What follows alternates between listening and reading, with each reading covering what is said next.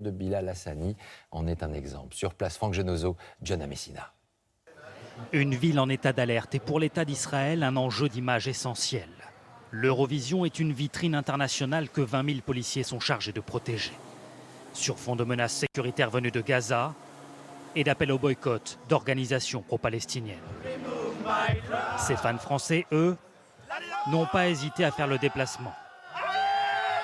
Avec l'espoir, 42 ans plus tard, d'assister à une victoire tricolore. On espère, on la sent, on est bien placé. On a un bon artiste, on a une bonne chanson, on a de bons fans, on a de très bonnes chances, on espère.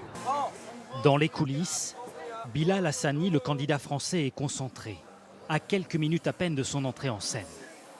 Après une petite extinction de voix hier, il a retrouvé tous ses moyens.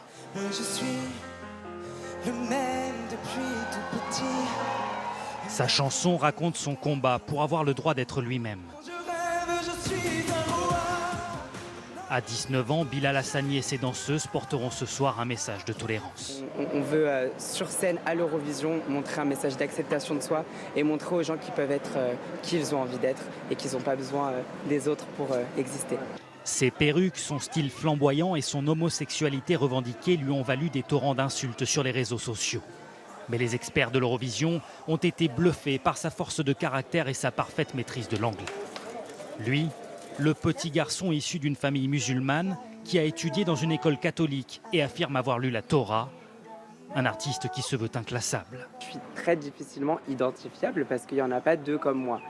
Bilal Hassani espère ce soir être couronné avec cet hymne à la différence qui portera les espoirs de la France.